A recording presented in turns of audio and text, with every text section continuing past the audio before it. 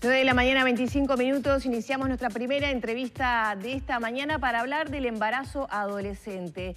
¿Qué hay detrás de un embarazo en una jovencita de 15 años o menos? De esto vamos a conversar con la profesora y doctora Alejandra López del Instituto de Psicología de la Salud, coordinadora del programa de Género, Sexualidad y Salud Reproductiva, quien trabajó en la Ruta para la Atención de Niñas y Adolescentes Menores de 15 años en situación de posible embarazo. Bienvenida. Muchas gracias. Buenos días.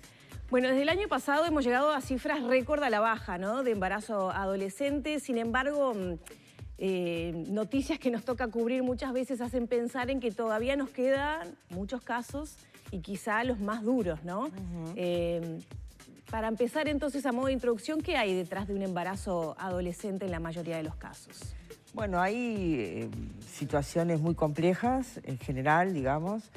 Hemos estudiado, no solamente acá en Uruguay, sino para los países de la región y del mundo, que generalmente está asociado a situaciones de desigualdad socioeconómica, de acceso a la educación, de acceso a la salud, un conjunto de vulneración de derechos, en el caso de las niñas y adolescentes, y violencias estructurales que están vinculadas a este tipo de situaciones. Es decir, la desigualdad es una forma de violencia estructural, pero otro tipo de violencias también directas, digamos, las formas de violencia que circulan en las familias o más allá de los lazos familiares, en los hogares donde conviven personas que no necesariamente mantienen un lazo de parentesco, y a nivel también social, digamos, más amplio, ¿no? Es decir, nos referimos básicamente a las formas de violencia sexual, en un abanico muy amplio de expresiones de la violencia sexual, en donde una de esas expresiones es el abuso sexual sistemático y la violación, que muchas veces tiene como producto, como consecuencia visible, un embarazo en edades tempranas, ¿no? Entonces, hay un conjunto de factores complejos que están detrás, ¿no?, del embarazo y que tienen distintos niveles de complejidad. Hay cuestiones que están vinculadas a aspectos sociales más amplios, aspectos familiares y a cómo estos factores interactúan con las personas que son singulares, que son cada una distintas, aunque vivan en contextos similares. Entonces, nosotros, como tú decías, el país avanzó de manera muy importante en los últimos, diría que 6 años, producto también de muchos factores que se conjugaron, de una política pública que intentó de manera activa reducir y prevenir el embarazo no intencional en adolescentes a través de una estrategia que fue la Estrategia Nacional, es la Estrategia Nacional e Intersectorial de Prevención del Embarazo No Intencional en Adolescentes, que nuclea a distintos organismos del Estado y que se inauguró allá por el año 2016, y del cual la Universidad de la República ha sido asesora en todo este periodo.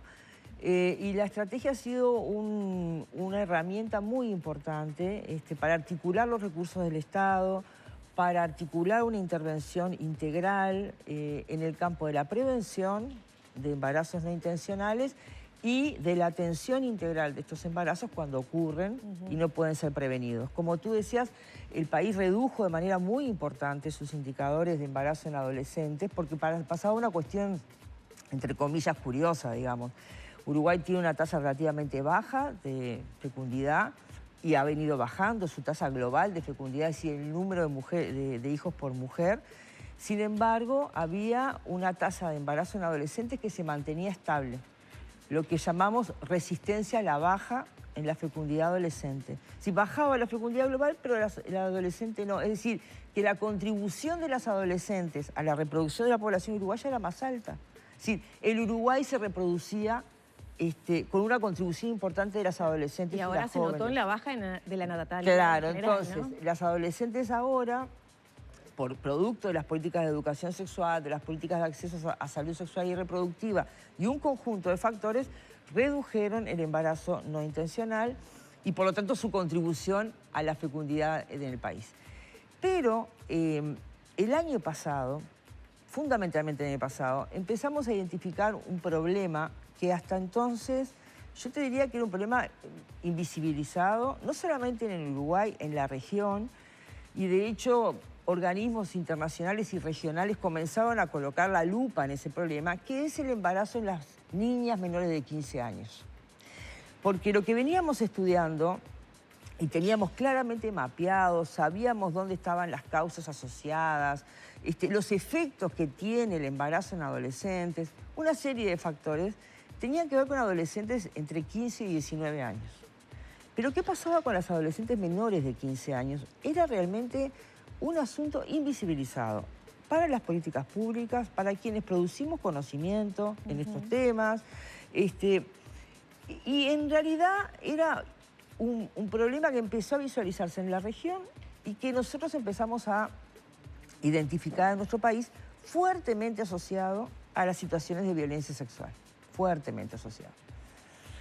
En ese contexto, el año pasado, la Estrategia Nacional trabajó en la elaboración de una política de intervención, de actuación frente a estas situaciones, también con la lógica de detección temprana, de prevención, de riesgo de embarazo no intencional en menores de 15, y de contextos que colocan al adolescente en situación de vulnerabilidad, y elaboró este mapa de ruta, un mapa de ruta para la atención de niñas y adolescentes menores de 15 años. Que utiliza el sistema de educación, también el sistema de salud, el sistema de justicia. Y mientras vos hablabas, a mí me surgen mil preguntas. Claro. Por ejemplo, ¿cómo podemos hablar de prevención del embarazo en niñas menores de 15 años? ¿No? ¿Podemos abordar eso o son víctimas de abuso?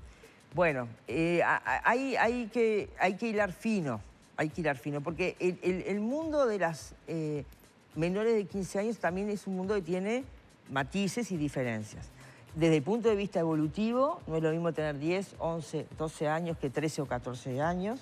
¿Por qué? Porque, a ver, la edad media de inicio sexual en los jóvenes y en las jóvenes uruguayas se ubica entre los 15 y los 16 años, más cerca de los 16 que de los 15. Pero hay variaciones.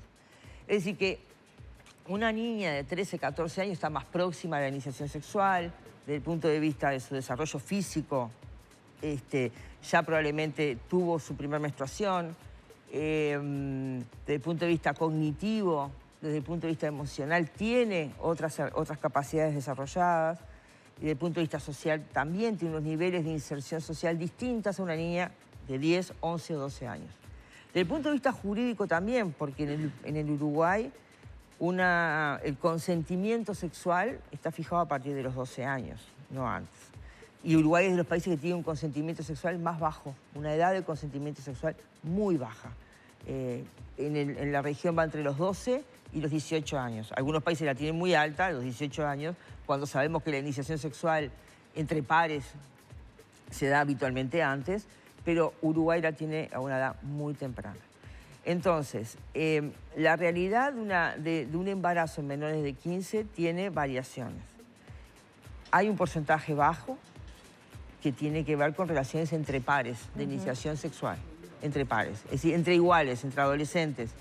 Lo cual no quiere decir que no haya una relación allí también de violencia, pero es distinto a cuando se configura como producto de una situación de abuso sexual sistemático o de violación, que son los casos que generalmente adquieren mediatización, que adquieren visibilidad mediática, como algunos de los casos que hemos lamentablemente tenido en los últimos tiempos. Entonces, acá hay dos cuestiones, ¿no? Una, por un lado, es cómo detectar tempranamente las situaciones de violencia y abuso sexual. Esta herramienta, esta ruta permite esas detecciones. Esta ruta combina, es decir, esta ruta se articula con rutas que ya existen para la detección de situación de abuso sexual y violencia sexual en niñas, niños y adolescentes, que ya fueron definidas desde el INAU e incluso desde también el Ministerio de Salud Pública para la atención de los servicios de salud. Y el sistema educativo, es decir, el sistema educativo, INAU y el Ministerio de Salud Pública tienen protocolos de actuación para la detección y la actuación frente a la violencia sexual. Esta ruta complementa esto, porque ¿qué pasa? La ruta es interesante porque el punto de partida es la sospecha de embarazo, no la confirmación del embarazo. Un adolescente o una niña que está en una situación que el adulto que la con quien interactúa en el ámbito educativo o la recibe en un servicio de salud o en otro ámbito de política social, tiene la sospecha de que puede estar en una situación de embarazo por el contexto de violencia en el que vive, por la situación en la que está viviendo, porque el adolescente se lo pudo haber insinuado, en fin. Entonces ahí comienza la ruta de actuación que implica primero despejar si efectivamente esa adolescente o niña está embarazada. Claro. Y si está embarazada, es decir, eso lo tiene que confirmar obviamente un servicio de salud, ¿cuáles son los caminos posibles? Y los caminos posibles es iniciar un proceso de acompañamiento integral para la toma de la decisión, una decisión que es compleja, porque implica definir si ese adolescente va a continuar con ese embarazo o lo va a interrumpir en el marco de la legalidad que nos ampara para esa posibilidad.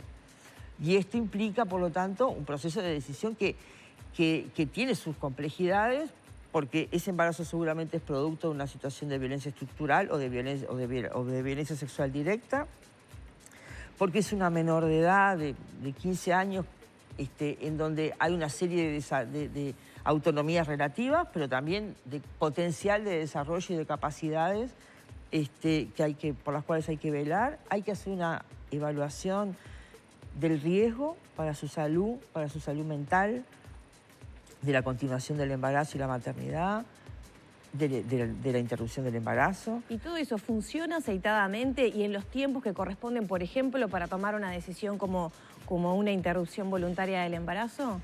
Bueno, lamentablemente la situación que vimos hace una semana o 10 días atrás dio cuenta de que no. No, y otra pregunta que tenía pendiente para hacerte es qué pasa cuando el descubrimiento de ese embarazo ya es en una etapa avanzada. Claro. Que muchas veces niñas, adolescentes, digamos, de corta edad, bueno, a ver, no lo dicen, no lo saben, claro, aparece tarde. Estamos en situaciones que son muy dramáticas, ¿no? Es decir, me parece que hay que, o muy complejas, la situación que sin entrar en el caso en concreto, pero para ejemplificar, porque bueno, tuvo repercusión mediática, porque realmente es una situación seria, grave lo que pasó, en términos de cómo fallaron todos los mecanismos, ¿no? Falló el sistema de salud, otros actores vinculados tampoco identificaban la situación, es decir, esto sale a la luz cuando la niña tiene un embarazo avanzado, esa madre que buscó alternativas y que no encontró, es decir, hay esa situación, más allá es un caso de estudio, quiero decir, no por la persona, sino por todo, porque muestra cómo el Estado, lejos de proteger la situación, generó una mayor vulnerabilidad en esa niña y en esa situación, en esa familia. Entonces, esta ruta se laudó, después de un largo proceso en donde participaron distintos profesionales, actores de distintas instituciones, se laudó, se terminó de concretar hacia octubre del año pasado, septiembre del año pasado, se divulgó en el último tramo del año pasado, y bueno, después vino el cambio de gobierno, vino COVID, vino todo lo que ya sabemos, ¿no? Yo creo que es una herramienta que es un punto de partida muy importante, que hay que retomar, que hay que difundirla ampliamente, que hay que trabajar con los profesionales, porque necesitamos articular y ser mucho más eficientes en la intervención, además de la integralidad del abordaje. Estamos frente a situaciones que tienen distintos niveles de complejidad, y como tú decías, el proceso de toma de decisión, tú fíjate que en la decisión, en una mujer adulta decidir continuar o interrumpir un embarazo que no planificó, que no esperó y demás, es una decisión compleja. En una niña o un adolescente menor de 15, esa decisión tiene otras complejidades. En primer lugar, porque generalmente es producto de situación de violencia. Y todas las estructural. Alternativas generan... Y cualquiera de las alternativas, hay alternativas, y las alternativas son difíciles, y el balance de riesgos y de beneficios es muy complejo de hacer. Entonces requiere, en primer lugar, una intervención lo más temprana posible, porque hay que darse el tiempo para procesar esa decisión. Por supuesto que la ley de interrupción voluntaria del embarazo en estos casos, y yo creo que en eso también hay que tener un manejo adecuado de lo que la herramienta nos permite, porque la ley de interrupción voluntaria del embarazo establece las 12 semanas para la interrupción voluntaria, hasta las 14 semanas en caso de violación, pero también después plantea que no tiene plazos en caso de riesgo de salud o de vida, riesgo grave de salud o de vida de la mujer, o malformación fetal incompatible con la vida extrauterina. Y realmente allí tenemos que considerar que la salud mental, o incluso la salud física, para una niña de 12 años, 13 años que está embarazada, o 11 años que está embarazada, y que tiene que tomar una decisión, es un punto clave que tenemos que tomar en cuenta, de que ese plazo de las 12, 14 semanas es un plazo que hay que flexibilizarlo.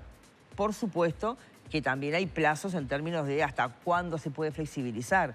No es que se pueda flexibilizar durante todito el proceso, pero me parece que sí hay que tener claro que la ley de interrupción voluntaria del embarazo para estas situaciones permite un margen más allá de las 12 semanas que hay que valorar adecuadamente junto con la niña, con el adulto referente, que sea un adulto protector efectivamente, y con los técnicos que intervienen, ¿no? Alejandra, tenemos que cerrar por acá, pero vamos a tener que seguir hablando de estos temas no, porque la realidad así lo amerita. Muchas gracias. No, gracias a ustedes por preocuparse por estos asuntos.